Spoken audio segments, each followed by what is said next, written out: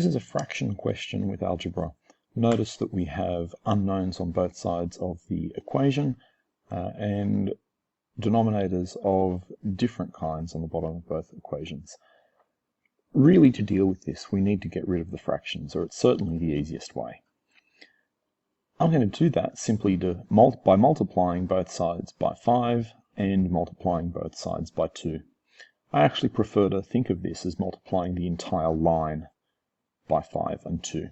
So I'm going to first of all take this entire line and multiply it by 5.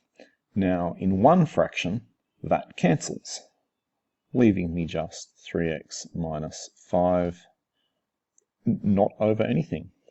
In the other fraction that doesn't cancel, and so I'm going to multiply in. I get 10x minus 30. But I also said I was going to multiply by 2.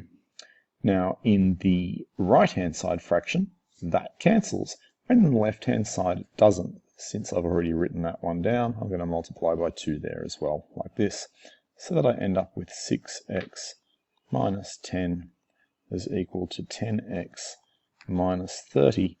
And within a couple of steps, I've gotten myself an equation without fractions that's relatively easy to solve.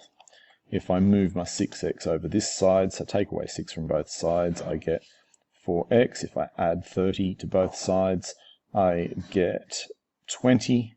Divide through by 4, and I can see that x is equal to 5. Let's just review what we needed to do to solve this question. We had a 2 at the bottom, we multiplied the entire line by 2, and it cancelled here, resulting in that one multiplying by 2.